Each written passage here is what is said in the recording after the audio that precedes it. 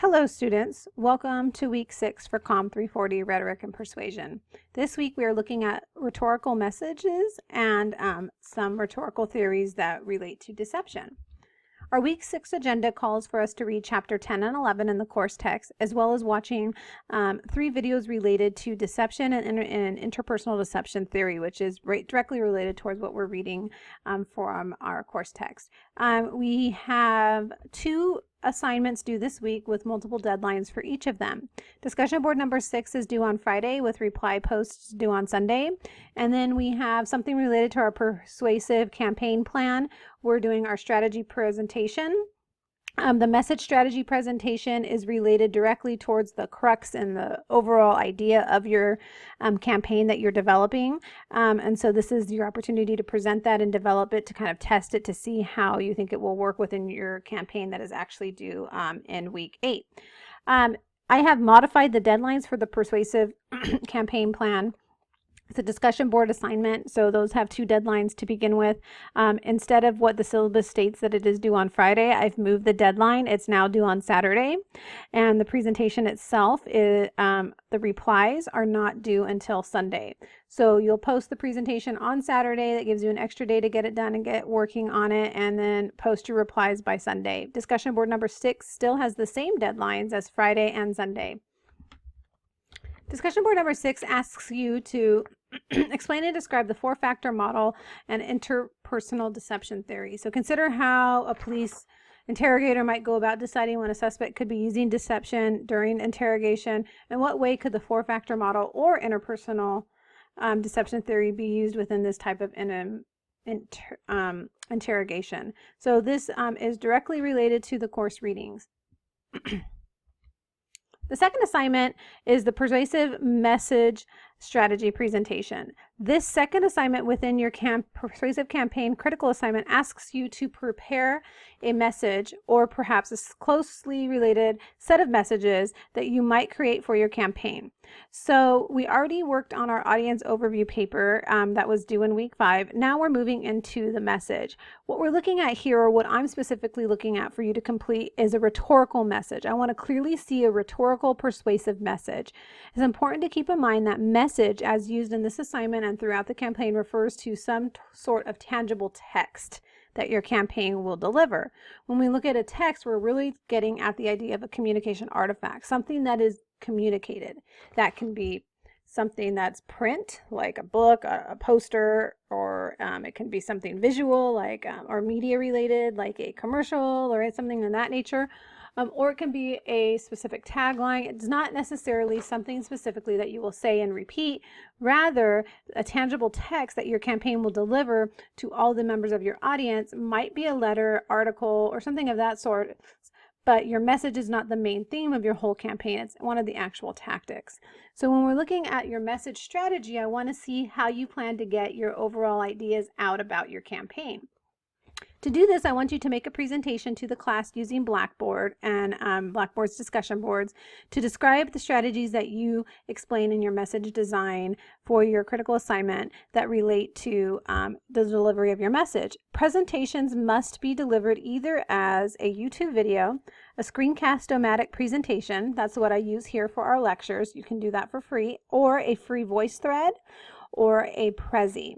So please note that there are 4 types of ways that you can deliver that. If you'd like to use something like Vimeo instead of YouTube, that's completely okay as well. You cannot use any kind of attachments or anything like that. It has to be delivered as a hyperlink so we can watch it online. Make sure you know that this is not an assignment where you are presenting a number of or all of your campaign messages. It's also not an assignment where you are describing your whole campaign. The best and exemplary presentations will have 3 things.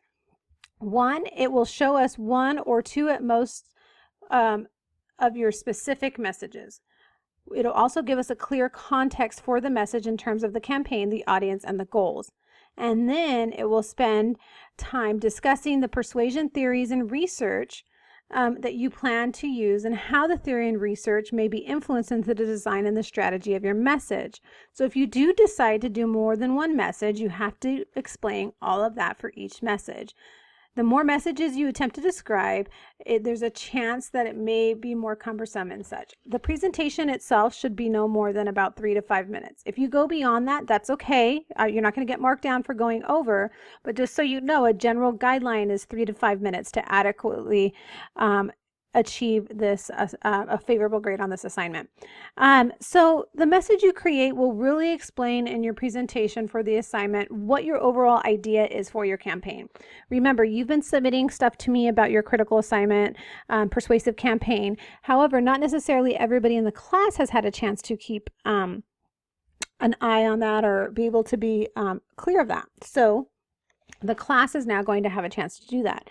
It's very important that you are very clear in stating your specific campaign purpose, that your message intends to accomplish for some or all of the members of the audience in which the message is directed to. It's very important that you also indicate the medium you will use and the context and timing in your campaign when this message will be delivered.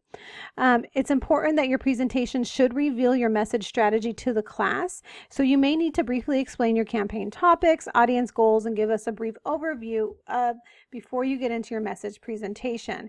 Remember, your goal of the presentation is to convince us that you are a quality communication professional who is pretty savvy and good in using persuasion theories and rhetoric, as well as technique and design, to develop convincing messages. It's really important to keep that in mind.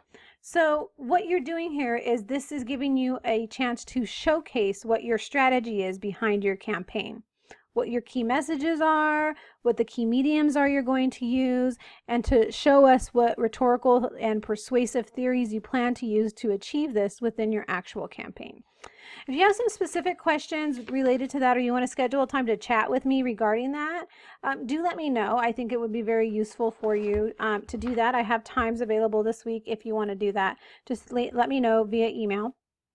To further clarify, I want to get into interpersonal deception theory slightly. So the scholars, or Buhler and Bourgeon, are scholars that have spent some significant time in interpersonal deception theory. They've determined, for the sake of interpersonal communication, so communications with people that we have close relationships and such, deception is a process that is based on 3 key things: falsification, concealment, and equivocation. What they mean by that is that we all, not that we all, that's definitely a generalization, but that people in general have a tendency to use deception for a number of different reasons. They said that deception is used in interpersonal communication or interpersonal relationships usually in one of 3 ways, or for one of the 3 reasons: falsification, concealment, or equivocation, for whatever the intent is. Falsification means that the person is using deception by creating fiction. They may be elaborating or exaggerating or using some fictional statements to deceive the person or utilize deception in some specific way. Concealment is used when somebody wants to keep or hide information from another person. So they are not necessarily lying, but they're concealing all the facts, or they're not revealing all of the facts to somebody in an interpersonal setting. Equivocation is when somebody tends to change the subject or dodges the subject altogether in order to avoid lying or revealing the truth. So their deception is related to that. So what Buhler and Bourgeon has told us is that there are 3 primary categories in which humans typically utilize deception. When you get into your discussion board this week, it's important to keep that in mind. Those are the 3 key terms I'm looking for you to discuss when you get into this idea of how a police interrogator might get the truth out of a potential subject in a case. So keep that in mind. In a nutshell, that's really the 3 points that you need to know about interpersonal deception theory. It's established that we do and often deceive people that we are in close relationships with or talking to in interpersonal contexts. And when we do that, we can usually quantify that in one of 3 areas: utilizing falsification, concealment, or equivocation. The next thing I wanted to spend some time on is looking at the purpose of rhetorical messages. This will help you understand the nature of developing your message strategy presentation. So as you're working on your message strategy presentation and getting in there and sharing kind of the idea and the overall arcing ideas of your campaign, it's important to know this. Rhetoric is the purposive use of messages to invite assent, meaning it's defined by its function, not by a communication medium, a topic, or social location. Rhetoric always functions. It's not announced, acknowledged, and used, and is always used by those who deny it and defame it. Typically, rhetorical messages travel utilizing linear communication. There are three views of how communication is sent. Two of the most popular views are linear communication and ritualistic communication. Typically, rhetorical messages, especially sent out through some type of media, are using linear communication. That means we're utilizing we're stating that communication takes place on a line. So if you think of a number line, beginning with the source and ending with the receiver, and the message is sent across that line. The source may be a television commercial, a company, whatever it may be, and they're going to send the message to their audience. And it's important to keep that in play as you develop these rhetorical messages. That's the type of communication that you will be creating or saying that you are using within your persuasive campaigns. Linear communication, ritualistic communication, rather, just for the sake of conversation, so you can kind of have context here, is that it's not communication, it's where it's designed that it's not really about the impartation of messages, meaning utilizing a linear perspective. It's about the ritual of communing with one another. So gathering together in small groups or having a personal conversation with a close friend is about the ritual, what we get out of the communication act, not necessarily the communication itself. And so that's really important to keep in mind. For a solid, persuasive, and convincing rhetorical message, we're going to use a linear type of communication. We're going to be able to track it across a line from a source message to a receiver. It's also known as an SMR model.